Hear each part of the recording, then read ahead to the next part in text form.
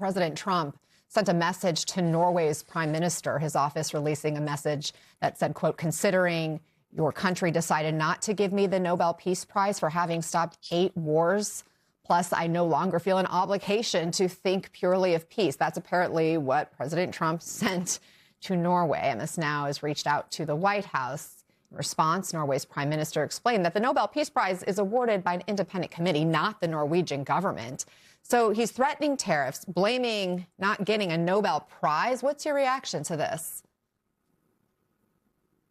Anna, look, this just frankly exposes the whole truth of this whole discussion, which is that Greenland for Donald Trump is nothing more than a vanity project. It is not a national security issue, to David's point. To your point about imminent threat, look, this reminds me of Iraq, when we had Condoleezza Rice going on TV saying, we don't want to be the victims of a mushroom cloud, a nuclear weapon going off. Therefore, we need to invade Iraq. So therefore, we don't want at some point down the road, Russia or China to take Greenland. Therefore, we need to essentially raise prices on Americans and raise their costs by enacting sanctions against our allies in order to prevent something that may happen down the road. So it's really offensive. It counters logic, and it demonstrates once again that the whole Greenland policy is nothing more than a vanity project.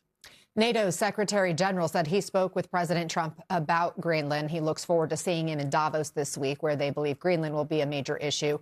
We've also learned today NATO and the Secretary General's meeting with Danish and Greenlandic officials. Joel, what is this doing to the NATO alliance? Has damage already been done?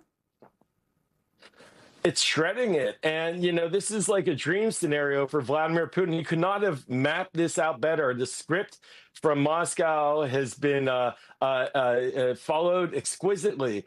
The idea that an American president would essentially be threatening another NATO member ally in Denmark, causing our other allies in France and Britain and Germany and others to be scared for their country's futures and undermine the whole concept of NATO's collective defense. This is just only going to exacerbate tensions right now at a time when we have major international crises, including the war in Ukraine, which, by the way, is still ongoing, and we need our allies to resolve it. So this is nothing but counterproductive and undermining American national security.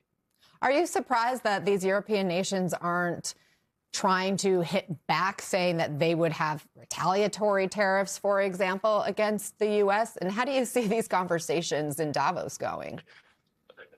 Yeah, look, Anna, this is clearly something that's now percolating out into the media. Europe has, it's our largest trading partner, the European Union. We could be on the receiving end of their sanctions. This is high risk. And for the American people, this is where the dots get connected. These international forays, these international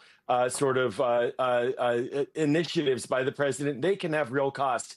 And if the Europeans decide to enact sanctions on us as a result of these threats, our prices will go up. Affordability will become something that the president will probably talk about. And we're going to see the American people suffer for no appreciable gain. Remember, these are our allies. And to David's point, Greenland is within NATO under Denmark. If it were attacked, not only could we fight against that, but also we would have these allies with us. So the benefit here is to nobody in the United States. It's to Vladimir Putin. And frankly, it's undermining global confidence in our country. David.